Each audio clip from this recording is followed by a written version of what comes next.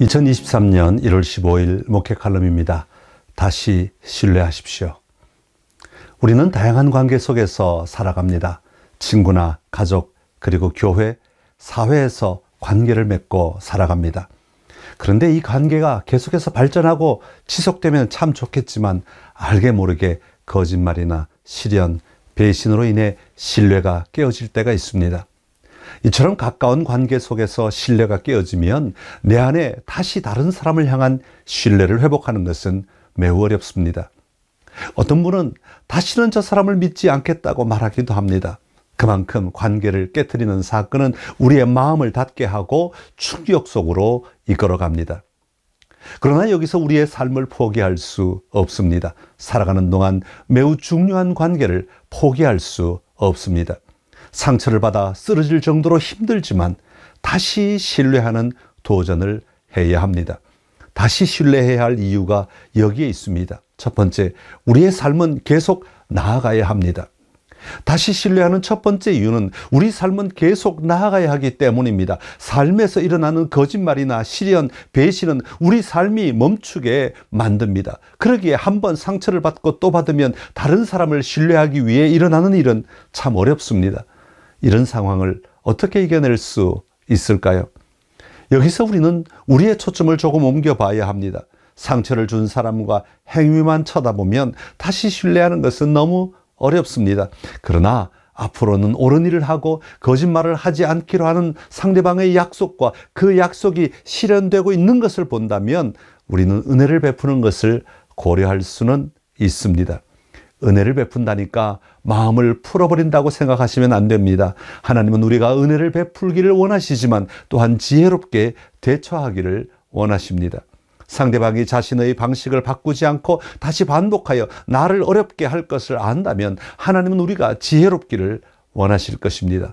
무조건 다른 사람을 신뢰하라는 말이 아닙니다. 신뢰받을 자격이 있다면 우리는 우리의 신뢰를 확장해야 합니다. 두 번째, 우리는 늘 새로운 관계를 시작해야 합니다.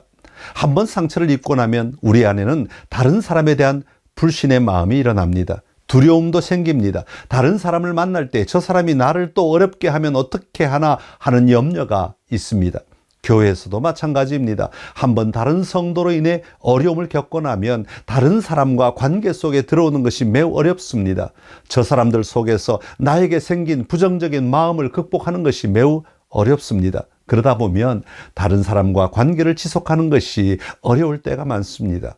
그런데도 우리가 생각해야 할 것은 모든 사람이 여러분에게 거짓말을 하고 상처를 주거나 배신하는 친구나 배우자와 같지 않다는 것을 기억해야 합니다. 다른 사람이 신뢰할 수 있는 행동을 보여준다면 마음을 여는 것은 가치 있는 일입니다. 내가 경험한 그 사람은 나를 어렵게 할지라도 이 세상에는 그렇지 않은 사람이 참 많습니다. 우리는 고립되어 살 수 없습니다. 새로운 관계가 나의 상처를 치유하고 회복할 수 있는 길을 열어갈 수 있습니다. 세 번째, 우리는 사랑하며 살아야 합니다. 친구나 사랑하던 사람이나 배우자로부터 받은 마음의 상처는 우리 안에 가지고 있는 사랑의 태도를 막아버릴 때가 있습니다.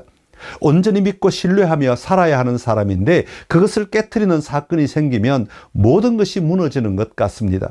그럴 때 하나님은 어떻게 하실까요? 여러분의 마음을 아시고 여러분에게 다가가셔서 일으켜 주시는 분이십니다. 이 절망에서 일어나기를 원하시는 분이십니다. 사람은 믿을 수 없을지 모르지만 하나님은 신뢰할 수 있습니다.